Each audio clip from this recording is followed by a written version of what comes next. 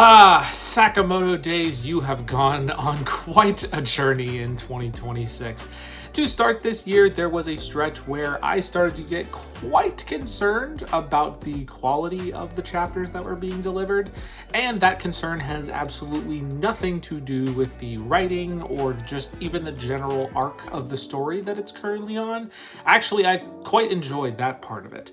No, the problem was that it was clear to me that to start this year, and honestly a bit of the end of last year too, that there was a noticeable strain on the art, on the mangaka's art and ability to produce the art from week to week. By that I mean that the drawing of the faces and the actual characters. If Bakuman was at all correct and told me anything about manga production, especially for Weekly Shonen Jump, I assume that most of the time backgrounds and the other parts of the series are handled by the assistants. Those have stayed consistent throughout, but the way that the actual characters were being drawn has really fallen off. Something I'd assume that the mangaka would be fully responsible for the past few chapters. It's really looking pretty rough.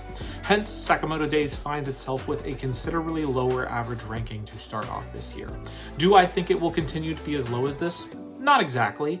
But if I'm being honest here, I think some of its peers below it have overtaken it, and we will get to those soon.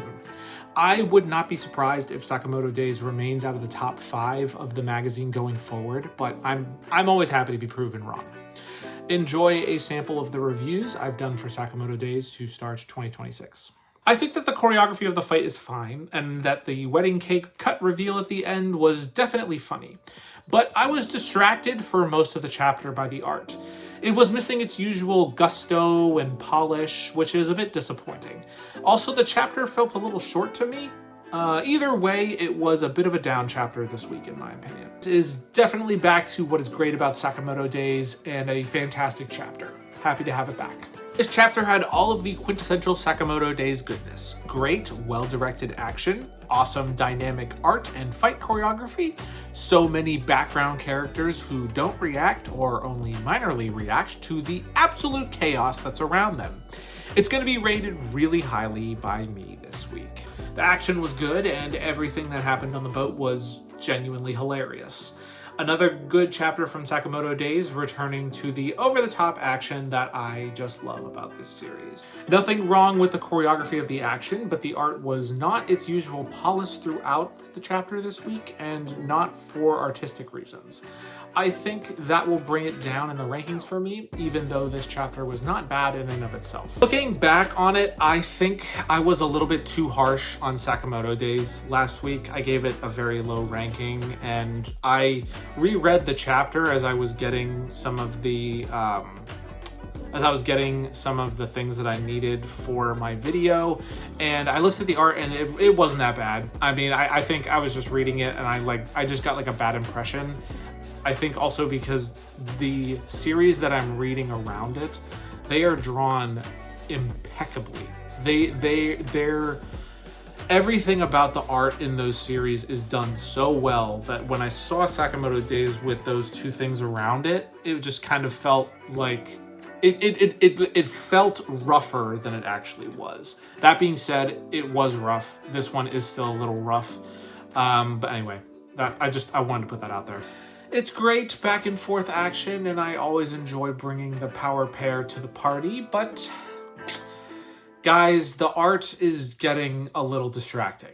I don't mean to keep harping on this, but I have to mention it when it makes the action harder to follow, and it does. Is it really bad? No. No, it's not really bad. The backgrounds are fantastic. It's the character art, and it's just, I mean, I hate to say it, but it's sloppier than it needs to be. I'm not going to be super harsh this week with rating this chapter, but I can't be as positive as I want to be. Sakamoto Days is back after the break, and thank goodness, because the art is back to its highest standards again. There's some super interesting panels of the fight between Osaragi and the Lightning Man, and their fight is busting through the apartment complex. Oh heck yeah, kids. This week is an Osaragi special chapter, and boy boy, are we in for a treat. Her fight with the strange lady blasts her through apartments, and things are looking a little dire for a second because the crazy lady laced the water with poison. It even seems like Osaragi is really on the ropes as the old lady starts drowning her in a pool. But Osaragi knows that what she means to Shishiba, and she knows that he would be lonely without her. So she decides to drink the poison from the tub enough so that her head is exposed, and then she crushes the weird lady's throat. Man, what an unbelievable chapter. This was Sakamoto Days back to its very, very best. I had a lot of fun reading not only the action, but some of the character dynamic between Osaragi and Shishiba. Just learning about some more of that. Just fantastic. A great chapter again this week. The art is back to the higher quality and the fighting has been quite good.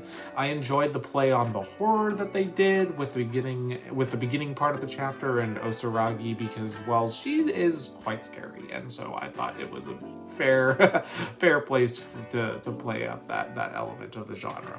Another good chapter with good action. I've really enjoyed the art of the past couple chapters. I'm happy that I don't have to worry about that for this series recently. It has really elevated itself in the past few weeks, it's been very nice to read.